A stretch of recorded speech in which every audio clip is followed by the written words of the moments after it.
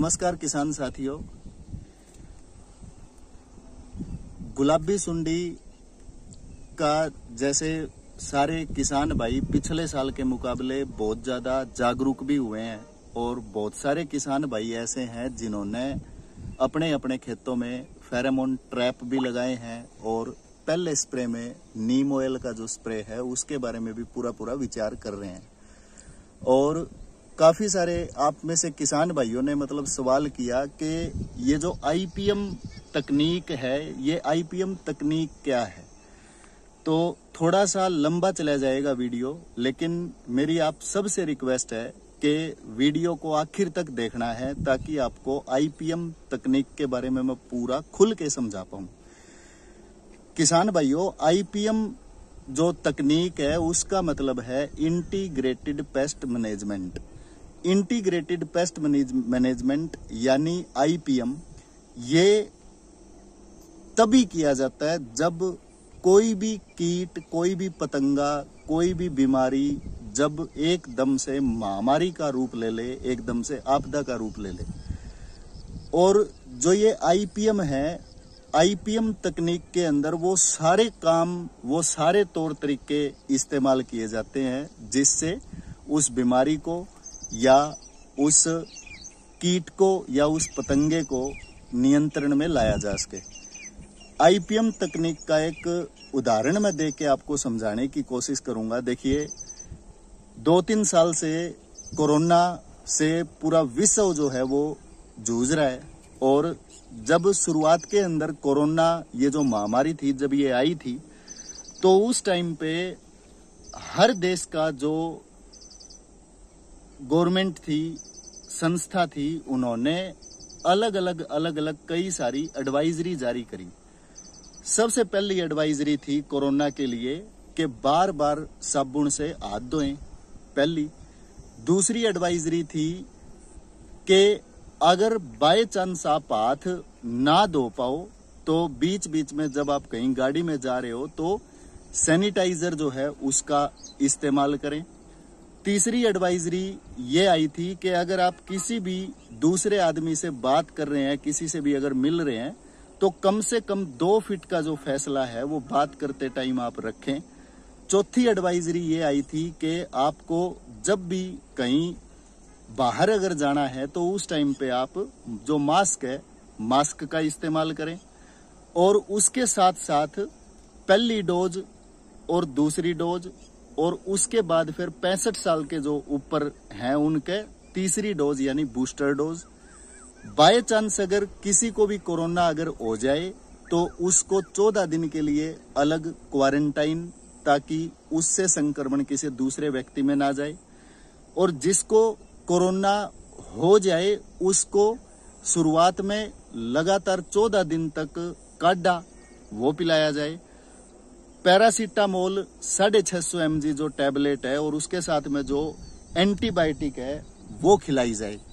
तो ये जितनी भी प्रकार की अलग अलग एडवाइजरी आई, साबुन से हाथ धोना, डिस्टेंस रखना, फासला रखना, उसके बाद में काढ़ा पीना, उसके बाद में कोविशील्ड और कोवैक्सीन जो डोज है वो लेना, 2 फीट का फैसला रखना।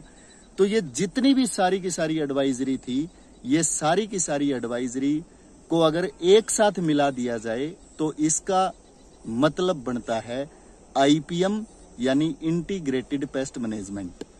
साबुन से हाथ धोना कोई केमिकल नहीं था, 2 फीट का फैसला रखना कोई केमिकल नहीं था, जिसको संक्रमण हो गया उसको 14 दिन के लिए अलग रख देना ये भी कोई केमिकल नहीं था, काढ़ा का लगातार सेवन करना ये एक बायोलॉजिकल तरीका था, एक आयुर्वेदिक तरीका था। और जिसको कोरोना हो गया था उसको पैरासीटामोल 650 mg दवाई देना ये एक केमिकल तरीका था। तो जब भी आईपीएम करें तो आईपीएम के अंदर वो हर चीज हमें करने की जरूरत पड़ती है जिससे संक्रमण को, बीमारी को या कीड़ों को रोका जा सके। अगर हम लोग गुलाबी सुंडी की बात करें तो मैं राकेश तंवर आपको पूरा कॉन्फिडेंस के साथ ये बात कह सकता हूं कि अगर कोई भी किसान अगर आईपीएम तकनीक के ऊपर अगर चला जाए तो ज्यादा ना सही तो कम से कम 80% से लेके 90% तक की गुलाबी सुंडी की रोकथाम आप यूं कर जाओगे। सबसे पहला आपने ध्यान रखना है कि आपके खेतों में जो भी बछंटियां पड़ी है, अभी भी समय है, उनको आप खेत से अलग हटा दो। उनको आप जला सकते हो, जला दो। अगर आप उनको नहीं जला सकते तो उसके ऊपर मच्छरदानी से ढक दो, ताकि जो भी पिछले साल के टिंडों में से अगर फिड़कली बन बन के अगर उड़े तो वो उसी मच्छरदानी के अंदर रह जाए। पहला काम। दूसरा काम, अपने खेतों के आसपास कोशिश ये करो कि पिछले साल की बछंटियां ना रखो। तीसरा काम, फेरोमोन ट्रैप। फेरोमोन ट्रैप एक बहुत ही जबरदस्त टेक्नोलॉजी है। आप के अगर जान पहचान में कोई सब्जी लगाने वाला अगर कोई किसान है, आप उससे एक बारी पूछिए कि ये जो फेरोमोन ट्रैप है ये कितने कारगर हैं। जो सब्जी वाले किसान है, वो हर किसान दवाई से पहले अपने खेत में फेरोमोन ट्रैप लगाते हैं। उनको इसके महत्व का पूरा 100% पता है। तो गुलाबी सुंडी के लिए अपने खेत के अंदर 5 फेरोमोन ट्रैप जरूर से जरूर लगे। ये भी एक IPM तकनीक का ही एक चरण है। पहले स्प्रे में गांठ बांध ले किसान भाइयों, बगैर नीम ऑयल कोई भी दूसरा केमिकल इंसेक्टिसाइड, खास करके जो सिंथेटिक पायरेथ्रोइड है, साइपरमेथ्रिन, डेल्टामेथ्रिन, क्लोरोसाइपर, ये जो थ्रीन लगी हुई चीजें हैं, इनका इस्तेमाल पहले स्प्रे में और दूसरे स्प्रे में कतई भी ना करें। एसीफेट और जो ये बाइपेंथ्रिन जैसी दवाइयां हैं, इनका पहले दूसरे स्प्रे में बिल्कुल भी इस्तेमाल ना करें। पहले स्प्रे में आप लेके जाएं सिर्फ और सिर्फ नीम ऑयल। जिस खेत के अंदर हम लोग खड़े हैं, इसमें आज से 2 दिन पहले नीम ऑयल का हमने स्प्रे करवाया है। और 2 दिन के अंदर अगर आपको ये दिख रहा होगा तो पत्तों पे ये देखो व्हाइट फ्लाई, जो सफेद मच्छर है, वो भी मरा हुआ नजर आ रहा है।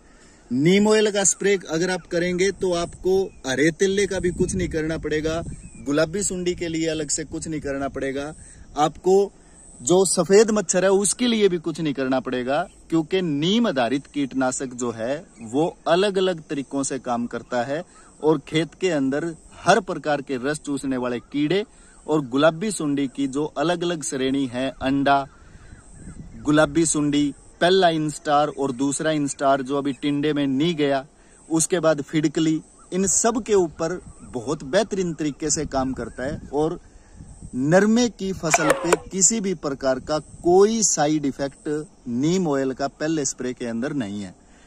दूसरा स्प्रे जब आप 10 से 12 दिन के बाद करें तो दूसरे स्प्रे के अंदर आपको नीम ऑयल दोबारा फिर से रिपीट करना है।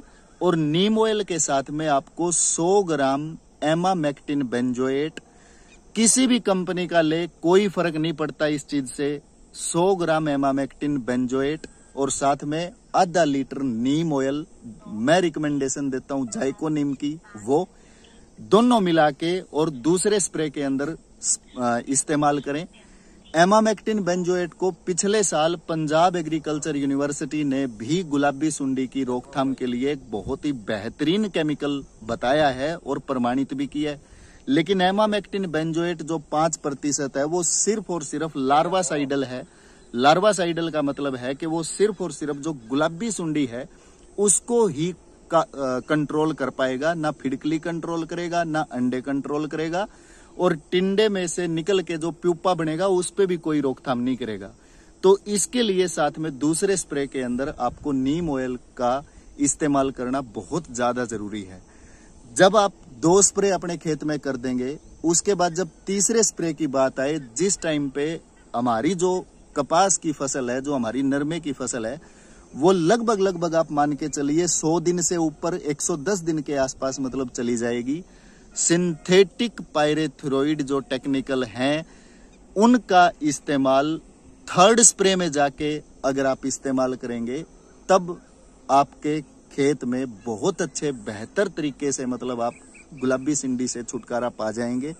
और ये सारे जो चक्र है, खेत में बछंटियों को हटाना, खेत में बछंटियों के पुराने जो टिंडे हैं उनको मच्छरदानी से कवर करना, खेत में फेरोमोन ट्रैप लगाना, पहले स्प्रे में अकेला नीम ऑयल स्प्रे करना, दूसरे स्प्रे में नीम ऑयल के साथ में एमामेक्टिन बेंजोएट 100 ग्राम स्प्रे करना। और जब बात आई तीसरे स्प्रे की, जब अपनी नरमे की खेती 100 दिन या 110 दिन से ऊपर चली जाए, उस टाइम पे रासायनिक दवाइयों का इस्तेमाल, और वो भी जो PAU या HAU जो अपनी हरियाणा एग्रीकल्चर यूनिवर्सिटीज है वो जिनको प्रमाणित करती है या जिनको रिकमेंडेशन देती है, उन दवाइयों पे थर्ड स्प्रे के अंदर जाएं। तो अगर आप स्टेप बाय स्टेप चलेंगे तो बहुत ही शानदार तरीके से हम गुलाबी सुंडी भी रोक पाएंगे, सफेद मच्छर भी रोक पाएंगे, हरा मच्छर भी रोक पाएंगे, थ्रिप्स भी रोक पाएंगे। और मैं सबको इस चीज की पूरी गारंटी तक दे सकता हूं कि अगर IPM तकनीक अगर गुलाबी सुंडी को कंट्रोल नहीं कर पाएगी तो इस दुनिया के अंदर कोई भी कंपनी, इस दुनिया के अंदर कोई भी ऐसी दवाई नहीं है जो अकेली स्प्रे कर देने से गुलाबी सुंडी पे काम कर जाए। क्योंकि IPM तकनीक एक ऐसी तकनीक है जो गुलाबी सुंडी के लिए लक्ष्मण रेखा बन सकती है। और आज के दिन गुलाबी सुंडी का BT कॉटन की जो खेती है उसमें रेजिस्टेंस टूट चुका है, तो हमें IPM पे ही जाना चाहिए। जय हिंद, जय भारत, जय किसान।